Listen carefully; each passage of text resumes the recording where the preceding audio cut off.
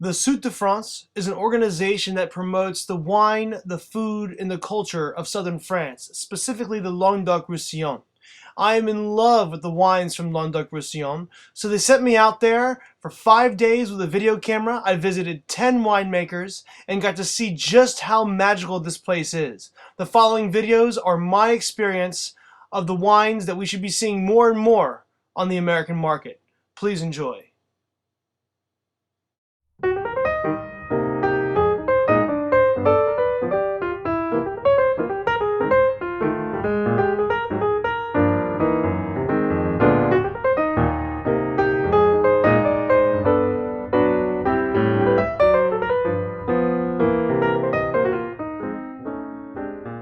Wine in terms of smell, Right. the texture is everything for food and wine. Is Texture is super important. What was the complete blend again? It's 90% Mussin, 10% Viognier.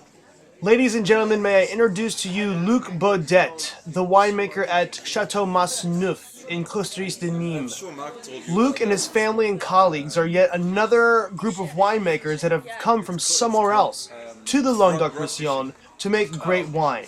He is very big on sustainable agriculture, biodynamic and organic, but certification is not what he's interested in. He's interested in more in making great wine.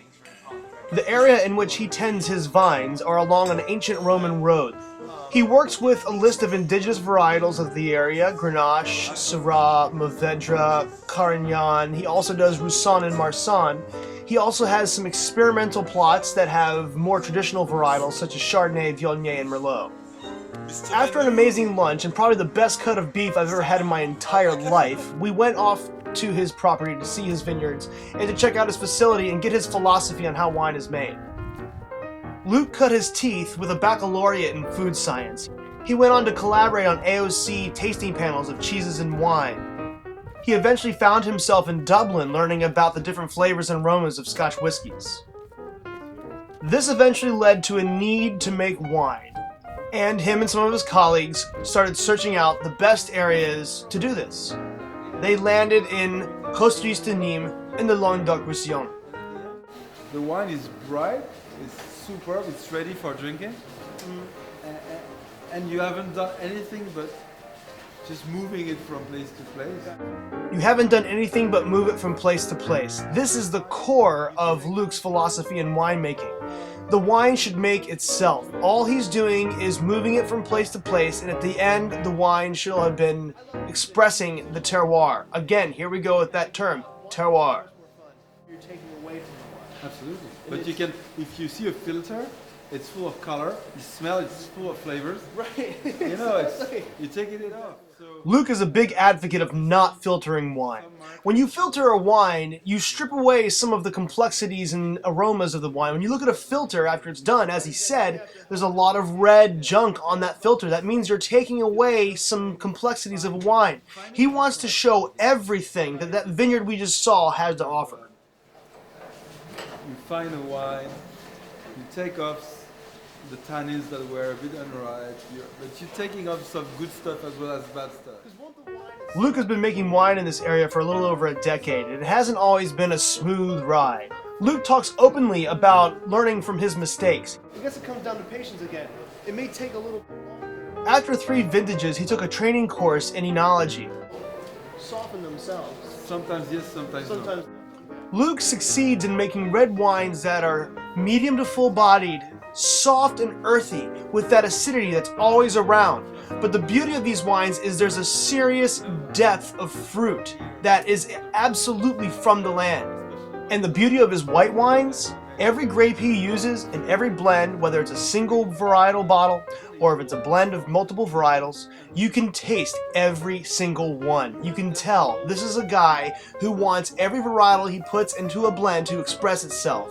And it works. If your tannins are not good, you can actually have tannins that are a bit present on the palate when the wines are young, but after a bit of training, you can actually differentiate between tannins that will evolve well Really? and tannins that will never evolve well because of the ripeness of the. Wine Geek Alert, This is something as a wine guy and not a winemaker I have never experienced. Luke is telling me that just by tasting a wine, you can tell whether the tannins are going to evolve or if they're never going to evolve. I have not experienced that yet, and I look forward to one day being able to do that. Some things you can correct, things that won't correct themselves. I really enjoyed listening to Luke talk about wine. When he talks about it as a living thing. Wine is evolving, and he's just kind of pushing it along and doing small little things here and there to help the wine make itself. This is a very refreshing way to learn and talk about wine. But by picking unripe anyway, you will not reach the top results.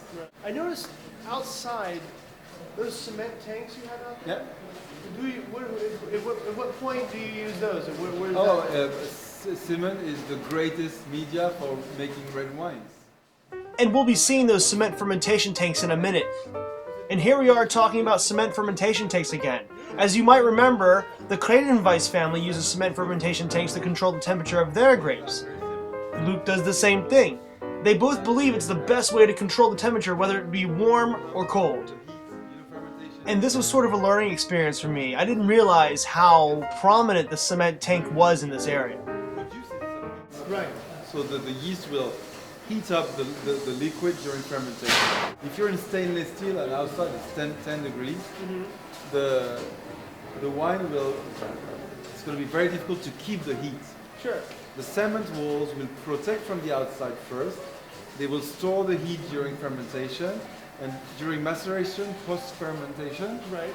the heat will then keep the wine warm enough. Keep all the molecules. At this point, my wine geek brain was so incredibly excited I was trying to contain myself. You can see there how my demeanor is kind of calm, but inside I'm screaming with excitement. This is also the first opportunity on this trip I got to talk about cooperage. With the cooperages. Cooperage, the art of barrel making, can sometimes be about as complex, if not more, than wine itself. And Luke is very big about the grain of the oak in which he uses. The finer the grain, the better the microoxygenation. The finest is the grain of the oak, the better breathing you get. Right. And also the quality of the wood compounds that go into the wine Yeah. are influenced by the grain of oak. We use the finest grain oak, represents only 2% of each tree. Each Wow. oak tree can only give you 2% of this finest grain oak. So you have And the beauty of this, every barrel that Luke has, each barrel is made from 2% of an oak tree. Expensive barrel you I can get. imagine. I can And absolutely it's, imagine. I hope, I mean, it's not like paying for a brand, it's No, no. paying for a capacity No, that is sure. very different. Of course. So, Next, Luke took us outside to check out those cement fermentation tanks. He has them outside where Kredenweiss had them in their garage. Look at this little stairway. this is where I know where I have to go on a diet or not. If I can go through this thing. Then you're okay. We walked up this very skinny little stairway, and we ended up on top of the roofs of these fermentation tanks.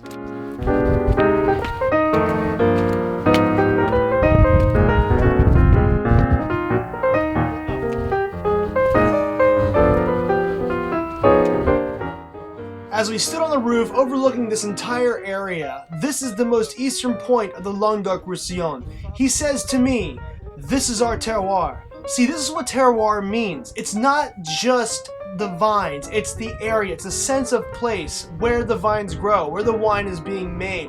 Everything we're looking at now influences how this wine is made. And historically in the Mediterranean, wherever there's wine, there's olive oil. Those are some olive trees right there. What are these? Olive trees. Olive We trees. love olive oil. Oh, that's great. Olive Take oil. Olive oil. Olive oil is part of our culture. It's part of the diet. It's like wine. You look very much like wine. Olive oil. Olive oil is very much like wine. It makes sense that a winemaker would want to make olive oil. The difference then will remain always, as I say to people, is olive oil. You don't really drink it on its own. So it's something that you will add up to other great foods to make a great plate. Yeah. Wine in itself is something that can bring emotions to you, I think, in a great way. love seeing this stuff with my own eyes. We're on top of these fermentation tanks, and right here is where all the grapes enter into the tank to start the fermentation process. I'm here all September. We finished up the tour, going back into the post house and the little shop that they have.